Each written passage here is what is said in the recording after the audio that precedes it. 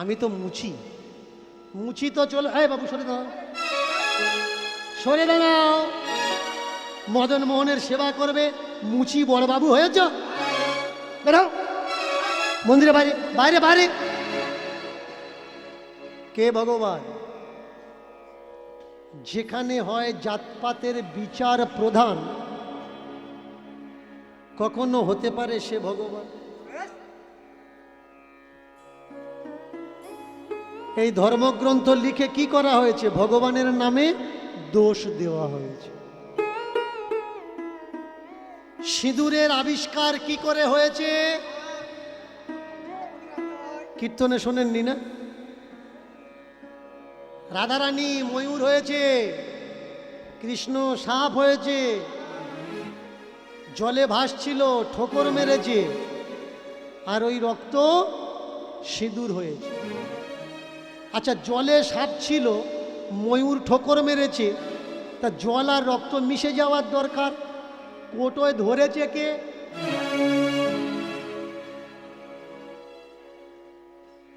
ধরুক বা না ধরুক, সিঁদুর হয়েছে। মিলিয়ে দেওয়া লাগবে।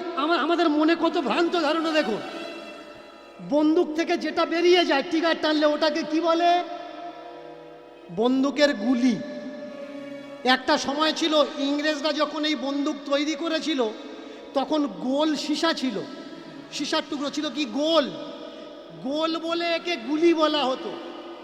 কিন্তু সেই গোল এখন লম্বা হয়ে গেছে, তবুও বলা হচ্ছে ওটা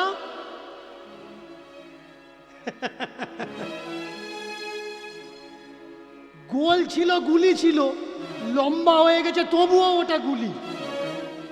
নাম চেঞ্জ হবে না। আগে বোঝা লাগবে ভাই কোন। এই যে আমরা সন্ধ্যার সময় সন্ধ্যা দিই, আমরা সন্ধ্যা কেন দিই? কারণ সন্ধ্যা যখন হয়ে আসে ও চতুর্দিকে অন্ধকার হয়, ঘর দুয়ার কি অন্ধকার হয়ে থাকবে? তার জন্যে ঠাকুর ঘরে প্রথমে একটা প্রদীপ দেওয়া হয়, তুলসী তলায় একটা দেওয়া হয়, বাইরের দরজায় একটা দেওয়া হয়, আর হাওয়ায় যাতে নিভে না যায় মাটির কমণ্ডলু ছিল, কমণ্ডলু। এখন তো চতুর্দিকে বাড়ি হয়েছে। 30-35 বছর পিছনের ইতিহাস, এই জায়গার ইতিহাস খুলুন, দেখবেন হয়তো মাঠের মাঝখানে একজন ছিল বা ছিল না। প্রচণ্ড হাওয়া হতো, নিভে যাবে। কমণ্ডলুর ভিতরে করে ছোট্ট ছোট্ট প্রদীপগুলো নিয়ে তুলসী গাছের গোড়াতে, বারান্দায়, দূরে পুকুর পাড়ে, এইভাবে ঘরকে আলোকিত করা হতো। কিন্তু এখন ইলেকট্রিসিটি চলে এসছে, তবুও প্রদীপ দেওয়া কেউ বন্ধ করবে? করবে না। এবছর কালী পূজায় আমরা কি করি? মোমবাতি জ্বালাই, 3টে দিন মোমবাতি জ্বালাই। এই মোমবাতি জ্বালিয়ে আমরা কি করি না, কালী পূজার রাত সারা রাত অন্ধকারে থাকবো, আলোকিত হোক। এবছর লাইট থাকার পরেও তবু মোমবাতি আমরা পুড়িয়েছি। কেন? একটা রীতি রেওয়াজ আমাদের জীবনে হয়ে গেছে, এটা করতে হয়। কিন্তু ওটার পরিকল্পিত বিপরীত উপায় চলেও এসেছে, আসলেও তবু আমরা ওই উপায় হচ্ছি না। একটা সময় ছিল জাতের বিচার করা হতো, এখন কনস্টিটিউশনের সময় চলছে, সাংবিধানিক সময়, 21 শতাব্দী। এখন জাতপাতের প্রয়োজন নেই, তারপরেও জাতপাত জাতপাত করছি। আপনি বলবেন যে বাবা এখন আমাদের সমাজে জাতপাতের অত প্রভাব নেই, মানুষ আর এখন অতটা মানে না। মনে করিয়ে দিচ্ছি, কোনো ক্ষত্রিয় বৈশ্যের ঘরের মেয়ে নেবে? নেবে না। কোনো বৈশ্য আদার কাস্টের মেয়ে নেবে? নেবে না। কাওড়া কাওড়া খুঁজবে, মুচি মুচি খুঁজবে, বাগদি বাগদি খুঁজবে, হাড়ি হাড়ি খুঁজবে, ডোম ডোম খুঁজবে। এই জাতির বিচার, জাতির কালেকশন আমাদের রক্তে ঢুকে গেছে ভাই, এটা পাল্টানো যাবে না। শুনতে পাবেন কানে, আমার গুরুদেব যাকে তাকে দীক্ষা, তবুও 20-30 হাজার শিষ্য। যাকে তাকে দীক্ষা দেয় না, তবুও 30 হাজারের উপরে শিষ্য। এবার যাকে তাকে যদি দীক্ষা দিত, তাহলে পরিচয়টা কোথায় যেত? জাত আর পাত। আপনি নিজ জাতের মানুষ, চিনবেন কিভাবে? আপনি দীক্ষা নেবেন, নেওয়ার পরে আপনার নামের পরে একটা পদবি লেখা হবে। সেই পদবিটা কি? দয়াকর দন্তেশ্ব দাস। পাড়ার কোনো শিক্ষিত ছেলে যদি আপনার বলে যে আচ্ছা বাবা, আপনি নামের পরে দাস লাগাচ্ছেন কেন? ও বলবে, ওরে বাপরে, জানিস আমার গুরুদেব আমার নাম রেখেছে রাধা রমন দাস। এ দাস সে দাস নয়, এ দাস মুচি নয়, আমি তো রাধার দাস। ভাই, দীক্ষা নেওয়ার পরে নামের পরে যদি দাস লাগে, আর সেই দাসটা যদি সে দাস না হয়, তাহলে তোমার গুরুদেবের নামের পরে দাস নেই কেন? তোমার গুরুদেবের নামের পরে গোস্বামী কেন? তোমার গুরুদেবের নামের পরে ত্রিবেদী, চতুর্বেদী, দ্বিবেদী কেন? তোমার গুরুদেবের নামের পরে আচার্য কেন? তোমার গুরুদেবের নামের সঙ্গে প্রভুপাদ জুড়ে আছে কেন? আগে বোঝা লাগবে ভাই। সন্ন্যাস যখন তুমি নেবে, নেওয়ার পরে দণ্ড থাকে, দণ্ড। এই দণ্ডের সাইজ কোনটা? তিনটে সাইজ আছে। নিজ জাত, কানের নিচে লাঠি থাকবে। মিডিল জাত, তাদের কান পর্যন্ত লাঠি থাকবে। তার উপরের জাত মাথা পর্যন্ত, আর তার উপরের জাত মাথার উপর পর্যন্ত। বর্তমান ভারতবর্ষের শঙ্করাচার্য দেখাতে পারবেন না কোনো অব্রাহ্মণ হয়েছে। এই পদটা, এই সিটটা ওদের আন্ডারে, ওদের দখলে। কেন ভাই? যেখানে গীতা বলছে চতুর্বর্ণ মায়া সৃষ্টম, শুনে নিন, চতুর্বর্ণ মায়া সৃষ্টম গুণ কর্ম বিভাগস্য। ভগবান বলছেন গুণ আর কর্মের দ্বারা মানুষ বিভক্ত হয়। সেখানে মনুস্মৃতি বলছে জন্মের পরে ব্রাহ্মণের ছেলে ব্রাহ্মণ হয়। ব্রাহ্মণকে জন্ম জায়তে শূদ্র, মৎস্য পুরাণ জন্ম জায়তে শূদ্র সংস্কারে ন দ্বিজ ব্রহ্ম জানতি ব্রাহ্মণা বিষ্ণু জানতি বৈষ্ণব। তাহলে মনুস্মৃতি কি বলছে? আলাদা কথা বলছে। গীতা কি বলছে? আলাদা কথা বলছে। মৎস্য পুরাণ কি বলছে? আলাদা কথা বলছে। তাহলে গীতা পৃথিবীর বেশিরভাগই মানুষ মানে। গীতা যদি মানি, মনুস্মৃতি মিথ্যা, আর মনুস্মৃতি যদি মানি, গীতা মিথ্যা। এই দুনিয়ায় বেশিরভাগ সনাতন ধর্মের মানুষরা তাদের কিসের ওপরে বেস করে চলে? আপনি জানেন না, মনুস্মৃতির উপরে বেশ করেই সনাতন ধর্ম এগিয়ে চলছে। বোঝা লাগবে কে বা কারা এই ধর্ম তৈরি করেছে। আপনার, আমার, আমাদের পূর্বজরা কখনো লেখাপড়া জানতো না। প্রমাণ কি? আমার মুখের কথা না, মনুস্মৃতি। মনুস্মৃতির প্রমাণ পড়ে নেবেন 10वीं চ্যাপ্টার 81 নম্বরের শ্লোকের পরের থেকে দেখতে পাবেন, বুঝতে পারবেন কত বড় ভয়ঙ্কর ভয়ঙ্কর তথ্য ওখানে তুলে ধরা হলো। যে শূদ্র, তার শিক্ষার অধিকার নেই। তাহলে বলুন, শূদ্র যদি লেখাপড়া শিখতে যদি না পারে, লেখাপড়া শিখবে তবে তো ব্রাহ্মণ হবে।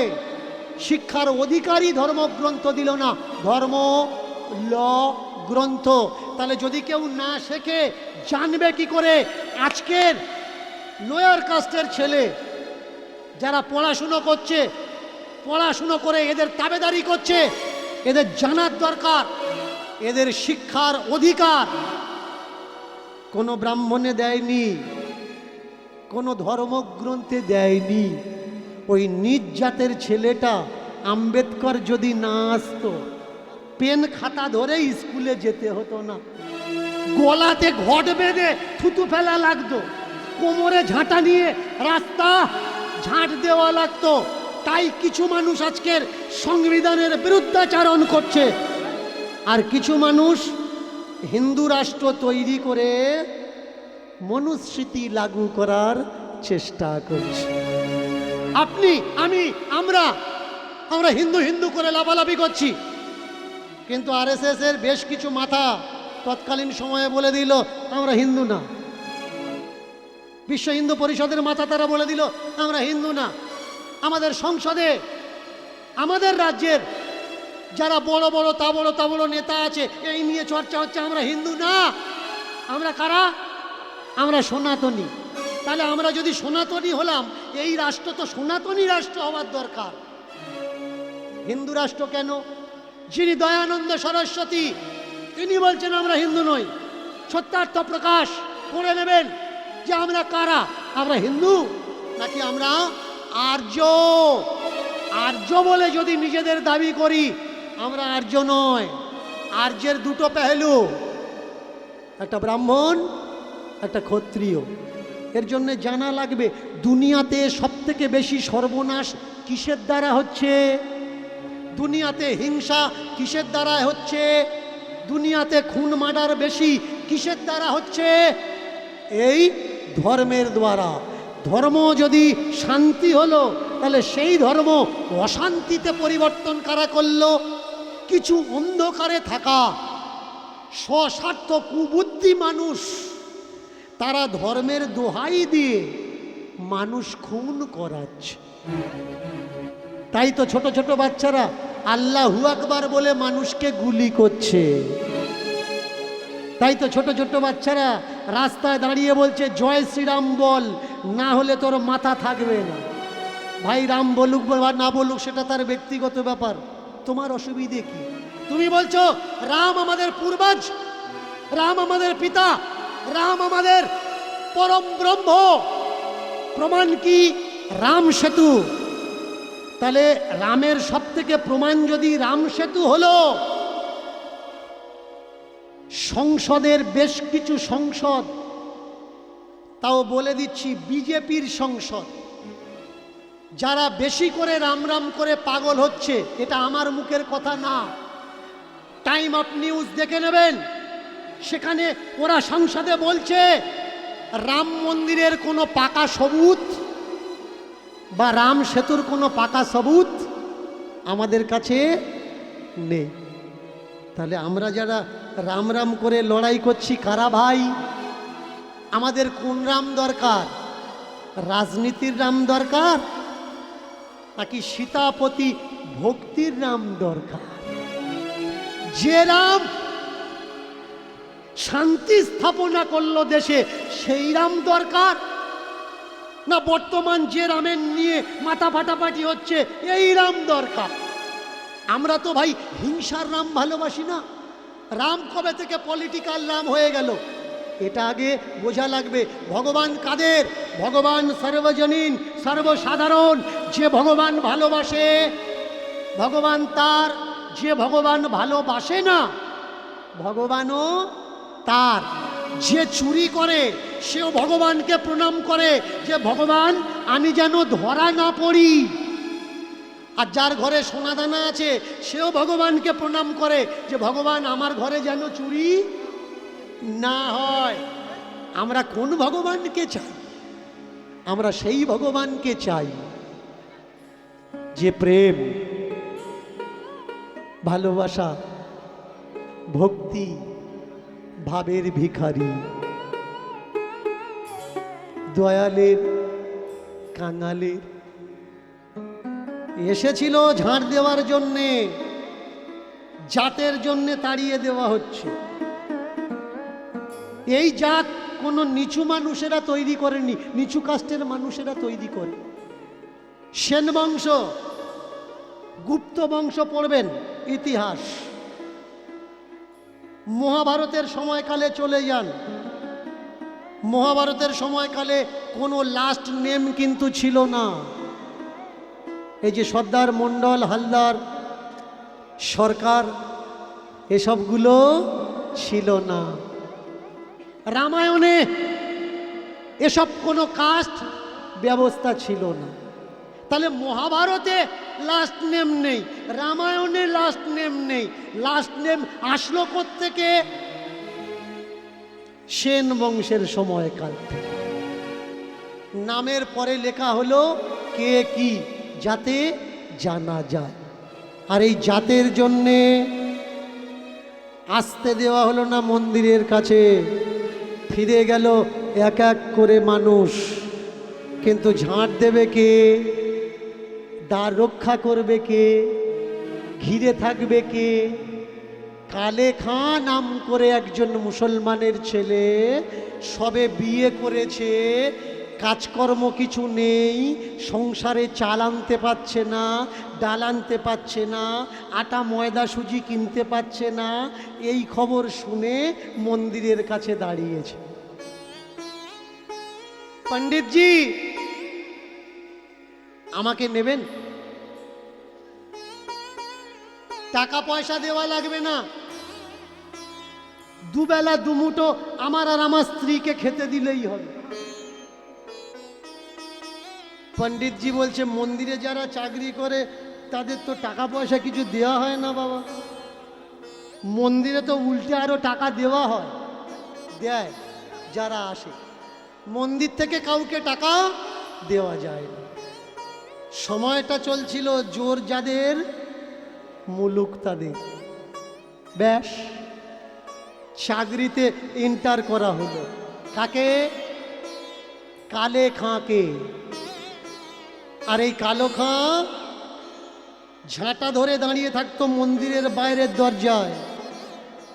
শক্ত মানা ছিল, তুমি মুসলমান, মন্দিরের ভিতরে যেন কোনোদিন আসবে না।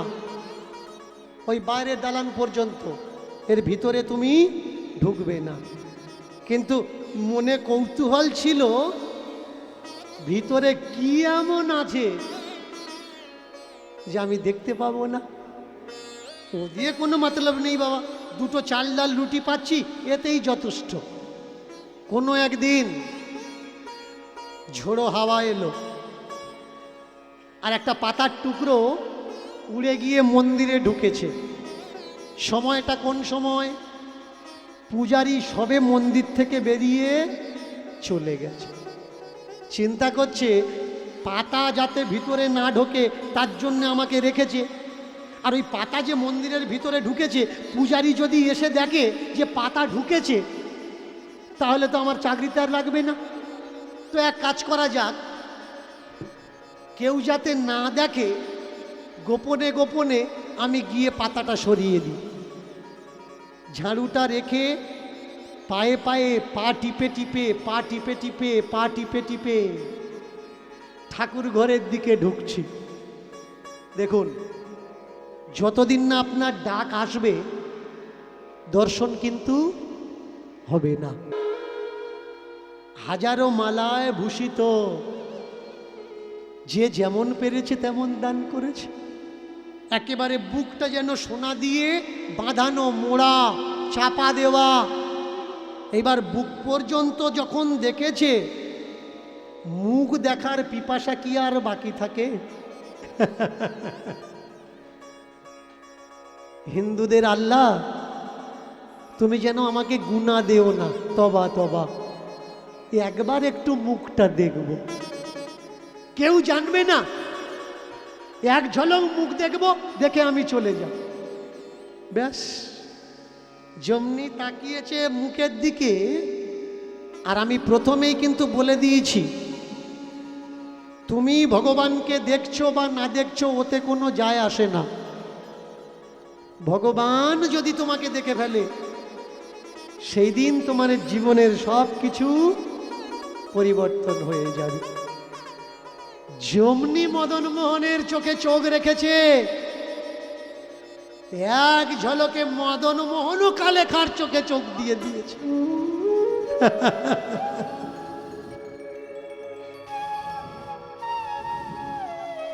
এই জায়গায় কে কাকে দেখলো?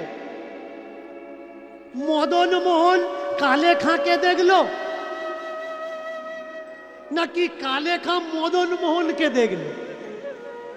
যেমন বিদ্যুতে হাত দিলে শরীরে বৈদ্যুতিক প্রবাহতে তার সবকিছু রুদ্ধ হয়ে যায়, থেমে যায়, তেমনি নয়ন বাণের বৈদ্যুতিক ক্ষমতাতে সব কিছু তার রোধ হয়ে গেল। একটু আগে যার দেখার ইচ্ছা হচ্ছিল, সেই ইচ্ছাও এখন তার সমাপ্তি হয়ে গেল। এখন নয়ন সরাবে কিভাবে সেই চিন্তায় পড়েছে। কারণ এই নয়ন যে এখন আমার নয়ন আর নেই, এই নয়ন হয়ে গেছে আমার মদন মোহনের নয়ন। কালেখাও হাসছে, মদন মোহনও হাসছে। কালেকা ভাবছে এতদিন আছি, আগে কেন পাতা উড়ে ঢোকেনি?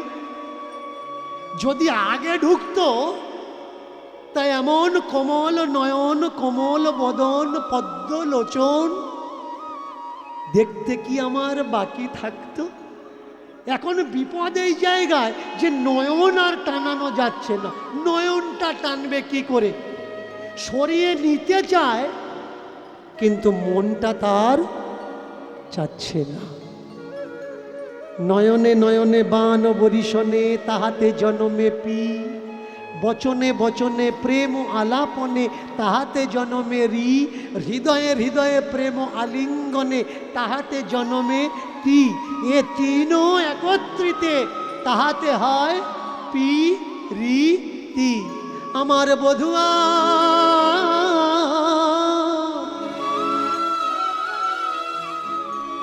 নয়নে নয়ন রাখি, নয়নে নয়ন রাখি, আমার নয়নে নয়নে রাখি, নয়নে নয়নে রাখি। আমার বধুয়া নয়নে নয়ন রাখি, নয়নে নয়ন রাখি। আমার বধুয়া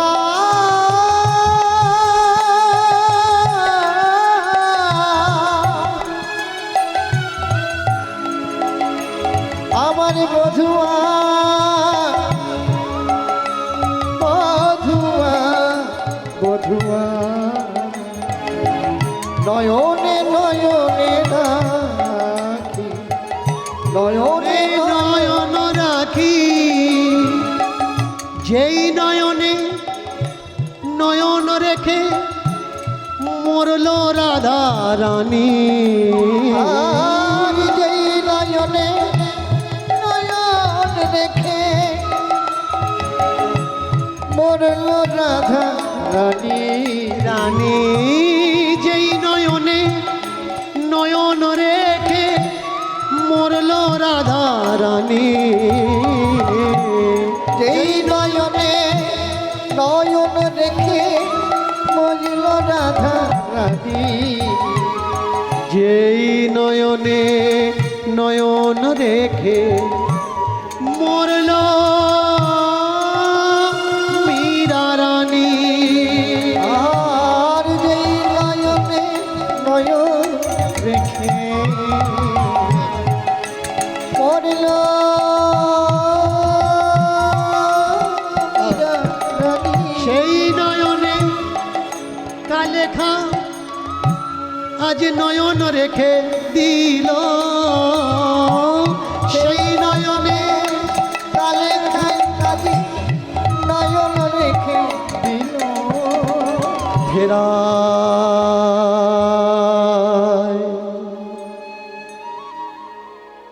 কিভাবে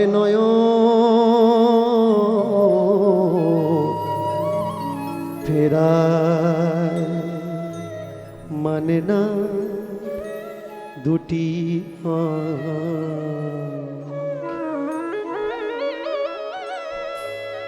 প্রেমের দুনিয়া, প্রেমের জগৎ। প্রেম দুটো অক্ষর, একটা শব্দ, একটা মাত্রা। যে কোনো জায়গায়, যে কোনো পরিস্থিতিতে, যে কোনো দশায়, যে কোনো কিছুর সঙ্গে হয়ে যেতে পারে। কালে খাঁর হয়ে গেল মদন মোহনের সঙ্গে। ঠাকুরজির প্রতি প্রেম, চোখ ফেরাতে পারছে না, এদিক ওদিক নয়ন সরাতে পারছে না, কি করবে ভেবে পাচ্ছে না।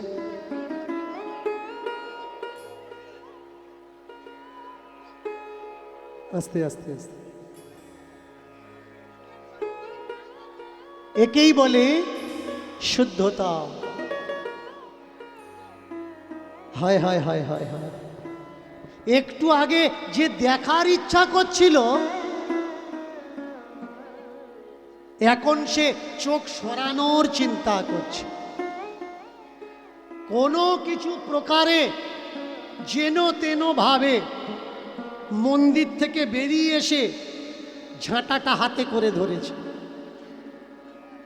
আর শুধু ভাবছে যে হে বুদ্ধ, হে মূর্তি, হে মূর্তিমান, আবার কখনো যেন এইভাবে যখন বিরাম হবে, যখন কেউ থাকবে না, তখন যেন কোনো না কোনো পাতা, কোনো না কোনো খড়কুটি উড়ে মন্দিরের ভিতরে ঢোকে। বাহ!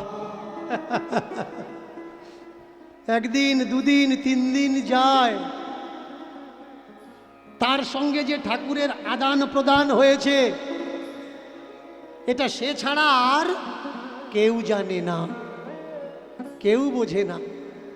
কিন্তু যে একবার তার রূপ দর্শন করেছে, সেই সুন্দরের সুন্দরতা এ তো মন ভোলানো যায় না। দাঁড়িয়ে থাকে ঠিক কথা, কিন্তু চিন্তার অবকাশে তার একটাই চিন্তা, আবার যদি ভিতরে যেতে পারতাম, আবার যদি কোনোদিন ভিতরে ঢুকতে পারতাম। একটাই আশা, একটাই প্রার্থনা। এইবার যদি বিচার করা যায়, বিচার করে একটু ভেবে দেখুন আর নিজেকে প্রশ্ন করো, যে আমাদের জাতের নয়, ভিন জাতের, যে আমাদের কাস্টের নয়, ভিন কাস্টের, ভিন কাস্টের, সে না করলো কোনো গুরু সঙ্গ, না করলো কোনো সৎসঙ্গ, না তার তপস্যা, না তার ভজন, না তার আরাধনা, কি এমন কৃপা তার হলো? না কোনো গুরু আশ্রয়, না কোনো দীক্ষা, তাহলে কি এমন হলো তার যে স্বয়ং ঠাকুরজি তাকে ঘরের মধ্যে ডেকে নিলেন? একটাই কারণ, সেটা কি? সেটা হলো প্রেম। তাই তুলসীদাস আর মীরা দুজনার দুটো মুহাবরা আছে। একজন বলছেন, तुलसी पूजने से अगर हरि मिले तो मैं पूजूं तुलसी की झाड़। तुलसी पूजने से अगर हरि मिले तो मैं तुलसी पूजूं तुलसी की झाड़। पत्थर पूजने से अगर हरि मिले तो मैं पूजूं पहाड़। किंतु मीरा बोलें कि बिना प्रेम से ना मिले नंदेर लाल আমার। শুধু একটাই না, রাধে রাধে শ্যাম, রাধে রাধে শ্যাম শ্যাম শ্যাম শ্যাম শ্যাম শ্যাম, রাধে উলুধ্বনি উলুধ্বনি।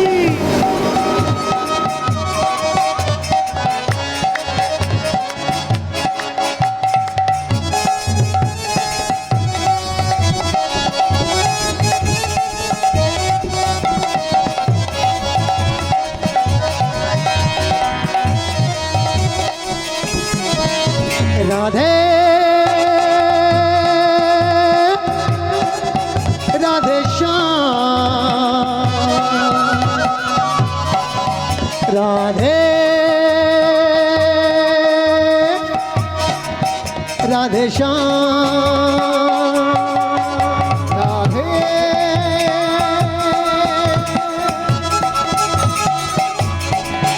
রাধে শ্যাম রাধে রাধে শ্যাম ও রাধে ও রাধে ও রাধে নাম ও রাধে ও রাধে ও রাধে নাম ও রাধে ও রাধে ও রাধে ও রাধে ও রাধে ও রাধে মায়েরা সন্ধ্যা হচ্ছে কেমন একটু করজোড়ে তালি দিয়ে রাধারানীর নাম ভজন আমরা সবাই মনে মনে গাইব দুটো হাত উপরের দিকে করে ও রাধে ও রাধে ও রাধে না ও রাধে ও রাধে ও রাধে না ও রাধে ও রাধে ও রাধে ও রাধে ও রাধে ও রাধে ও রাধে ও রাধে ও রাধে না ও রাধে ও রাধে ও রাধে না ও রাধে ও রাধে ও রাধে ও রাধে ও রাধে ও রাধে वृंदावन में राधे राधे श्याम कुंज में राधे राधे दान गली में राधे राधे मान गली में राधे वृंदावन में राधे